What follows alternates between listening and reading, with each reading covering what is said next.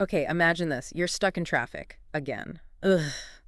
Or maybe you hear about another accident, at that really tricky intersection near you. What if our cities had, like, a super smart guardian, something constantly watching, learning, and instantly reacting to make our roads safer, and maybe even make our commutes smoother? That's really what we're diving into today. We're looking at how technology is being used for what our sources are calling smart mobility initiatives. That's right. Yeah, we've got some really fascinating sources here. They detail a real-time smart traffic alert system. And Yeah. specifically, it's designed for vehicle speed enforcement.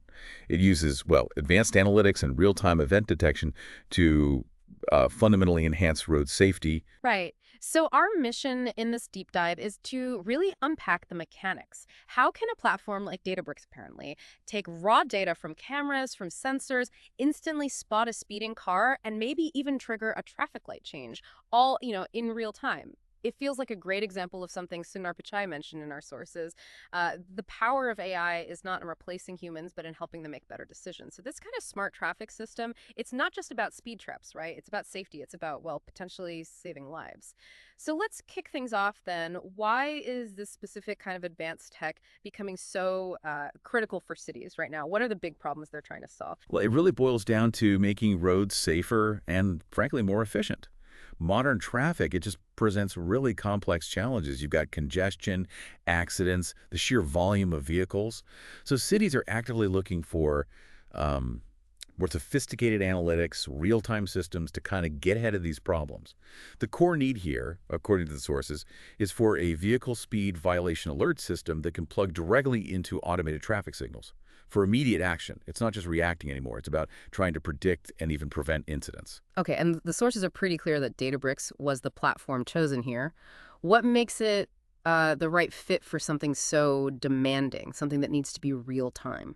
Yeah, that's a great question. What's really compelling is how well it seems to act as that central nervous system for this kind of operation. The sources point out several key things. First, it's built for real-time ingestion and decision-making. That's absolutely essential, right? For immediate responses to traffic that's always changing. Think of it like a super fast command center. So it's not just collecting data later, it's acting on it almost immediately. Precisely, yeah. It uses something called native structured streaming, Spark streaming, essentially, with millisecond latency, which is crucial when you've got data pouring in from potentially thousands of sensors, Hmm. high velocity. And beyond just speed, it supports complex stateful processing. So imagine the system isn't just seeing a car at point A, it's tracking its journey, maybe linking data from multiple cameras. This stateful part lets it remember, connect past events to new ones. It builds a whole picture, like stitching together photos. And there's a big AI piece to this too, right? It's not just simple rules like if speed 60, then alert. Exactly, that's a key differentiator. It allows for real-time ML inference, so you can apply sophisticated machine learning models directly inside the data stream. They mentioned using UDFs, user-defined functions, or native model serving. This is really vital for spotting maybe more subtle violations, things beyond just raw speed. And then, once a decision is made, it has direct integrations with APIs. So it can talk directly to, say, the traffic light controllers or send alerts to law enforcement dashboards. It really ties everything together.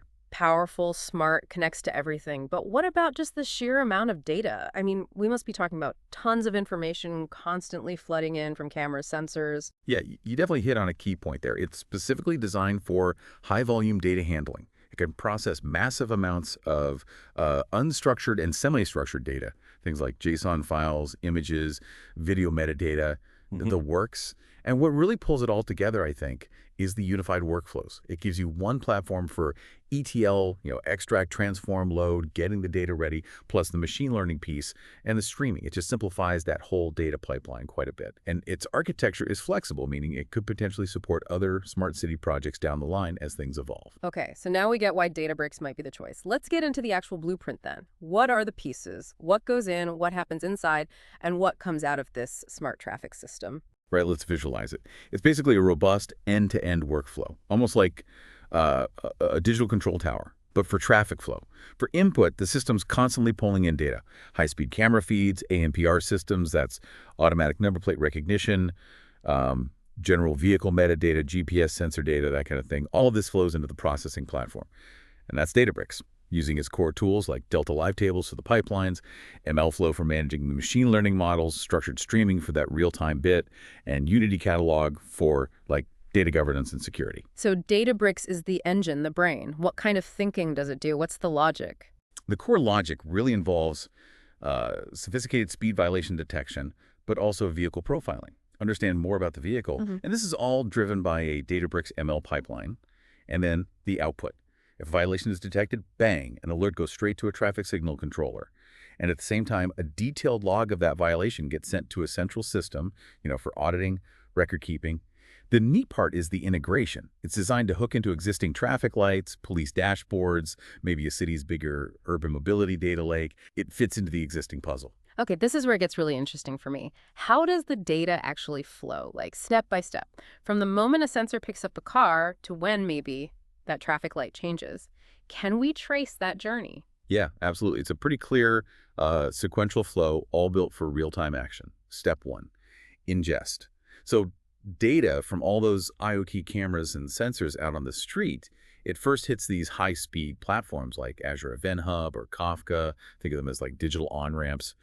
From there, the data gets pulled into Databricks using something called Autoloader with structured streaming. So that's the raw data stream entering the main system. Okay, so data's in. What next? How does it figure out if someone's speeding? Right. Step 2, processing and analytics. Once the data is flowing in Databricks, real-time velocity calculations happen using Delta Live tables. That's where it calculates, okay, how fast is this car actually going? Then an ML Model 1 that's been trained beforehand and registered in MLflow gets applied to detect the speed violations accurately. And what's pretty cool, the system can even identify license plates from the camera feeds using an OCR model, optical character recognition, powered by Databricks model serving. So it knows the speed and potentially which car it is. Wow, okay, so it detects a violation. Then what? The action part. Exactly. Step 3, action and alert. This is where it intervenes. If a car's speed goes over the limit, the sources use an example like 97 kilometers per hour in a 60 zone, bam, an immediate alert gets triggered. This alert goes out via a REST API directly to the traffic signal controller, and that could potentially change the signal to red. At the same exact time, all the details of that violation get logged securely into Delta Lake, which is like a super reliable data storage layer for auditing, reporting, later analysis. And people need to see this happening, right? City operators. Yep. Step 4, monitoring insights. Yeah. City operators get a live view, like right now what's happening, through Databricks SQL dashboards. See the violations pop up? And these alerts, these insights, they can also be pushed out to common tools like Power BI or Looker, or maybe fed directly into a city's main SmartOps center for the bigger picture. Wow, automatically turning a light red, potentially. That feels like a huge leap from just sending a ticket in the mail weeks later. That kind of real-time intervention, though, it must need incredible precision, right? And reliability. What are the specific, technical nuts and bolts that make it all work? What are the ingredients? Yeah, that's where the real engineering challenge lies. Yeah. And the sources actually lay out a pretty clear blueprint, the key information requested, as they put it. First, data ingestion and processing. It needs to support various ways data comes in Kafka, MQTT, REST APIs, and guarantee that millisecond latency all the way through Databricks. Sensor to insight, super fast. Then ML and speed detection. The system integrates OCR for reading plates with ML for estimating speed. And crucially, it supports doing that model inference in real time right inside Databricks. The AI is working on the fly. Okay, and the alerting, how does that actually talk to the traffic light? That's the alerting mechanism. It uses API integration with the actual signal controller hardware. And it offers flexibility. Maybe you delay an alert slightly, customize it, maybe escalate it, depending on the severity. Cities need options there. Then there's security and governance.